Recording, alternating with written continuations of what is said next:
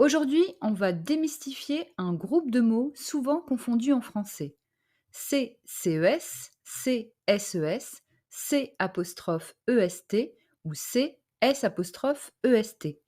Ils se prononcent tous de la même manière, mais chacun a une signification et un usage bien différents. C-CES est au pluriel. C'est un déterminant démonstratif qui sert à désigner. C précède toujours un nom au pluriel. On peut ajouter la ou si après le nom.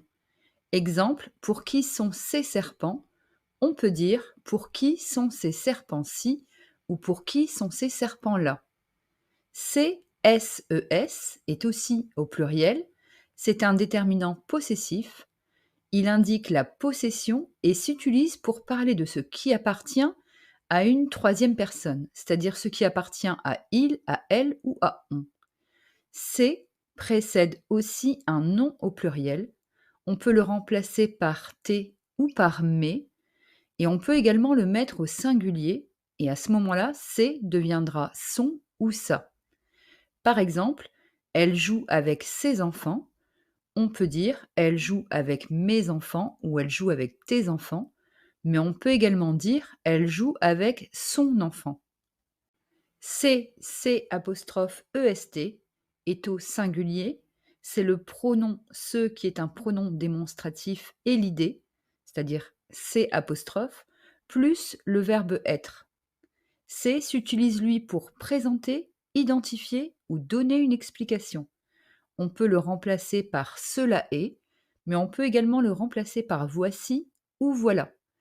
Exemple, dans la phrase c'est magnifique, c'est l'été, on peut dire cela est magnifique, voici l'été ou voilà l'été. CS'EST, c'est le pronom ce qui est un pronom personnel réfléchi et l'idée, plus le verbe être. S' précède le verbe être à la forme pronominale, c'est-à-dire à la troisième personne du singulier. D'ailleurs, vous pouvez réviser le tutoriel sur les verbes pronominaux. On peut remplacer la troisième personne de la phrase par la première ou la deuxième, c'est-à-dire par je ou par tu, et remplacer le S apostrophe par me ou par T apostrophe. Exemple, il s'est lavé, on peut dire je me suis lavé ou tu t'es lavé. Si vous avez compris ce tutoriel, vous pouvez répondre à cette question dans la phrase il s'est levé tôt ce matin. Comment écririez-vous c'est?